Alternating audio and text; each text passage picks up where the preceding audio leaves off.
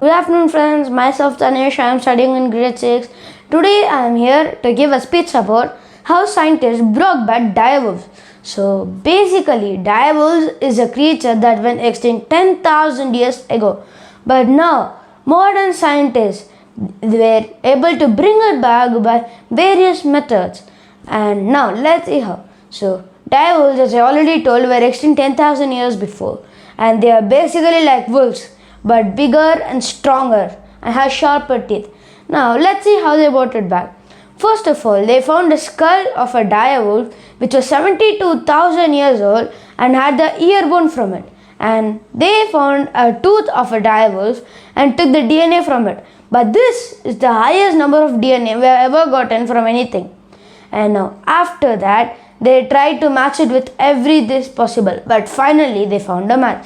It was their modest relative, grey wolves, which they were able to clone the DNA together and create a sperm. So these sperms were trying to duplicate it by recloning method. So basically, this is a Jurassic Park. You know how in Jurassic Park they took it from a mosquito which was frozen, but in the same way they took it from the skull of an extinct animal. So the modern question is, well, if they can bring back this, can they bring back others like the saber-toothed tiger, mammoth and all? Well, the answer is technically yes, but practically no. So you know what I mean? I mean that we had to get the highest number of DNA ever found, and that the direwolf's DNA was 72,000 years old. So we can do it. But the other mammals or animals' DNA, we haven't yet found it. So that answers the question, can they bring others back? Yes, they can, but it needs a lot of resources.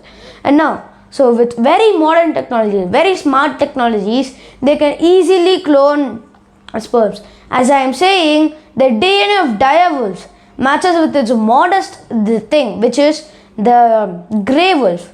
And so they match the grey wolf and direwolf's DNA together to make a new DNA, which is 75% direwolves and 25% normal wolves. So basically, they have just got something from extinct to real. And now the three pups were born. The pups were named Romulus, Remus, and Khaleesi.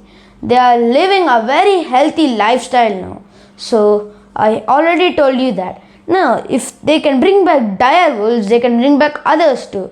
And they are in the mission to bring back saber-toothed tiger.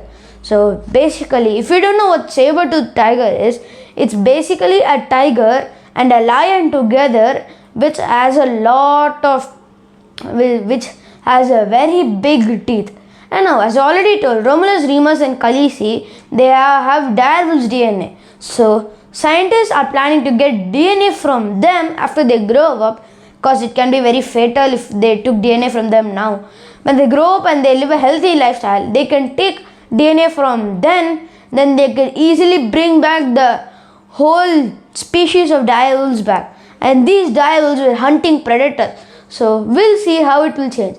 Will it be a normal domestic wolf like nowadays, or will it have the same personality like olden days? And now, since we know about this, let's think about other things. Like if they bring back direwolves, what can happen? If they bring back direwolves, they can even practice bringing back other animals like mammals and saber-toothed tiger. As a matter of fact, saber-toothed tiger was already nearly being brought back, except for its tooth, which was artificially made. And now, hens like this, scientists planned on getting a dinosaur out of hens. You know, chickens are the nearest living creatures of dinosaurs, and it's not actually Komodo dragon. Well, you know what happened. The chickens' DNA were modified when in their egg, but everything came perfect without its tail. And now they attached a mechanical tail to the chicken, but yet the chicken could not walk properly. And such like this, scientists have conducted many experiments for bringing back the extinct animals to real life. But there are certain things that you can take a part of an extinct animal and put it in the modern animal to create another DNA. Well, that exactly cannot be done, but we are going to see an example. For example, you know the dog, Siberian Husky.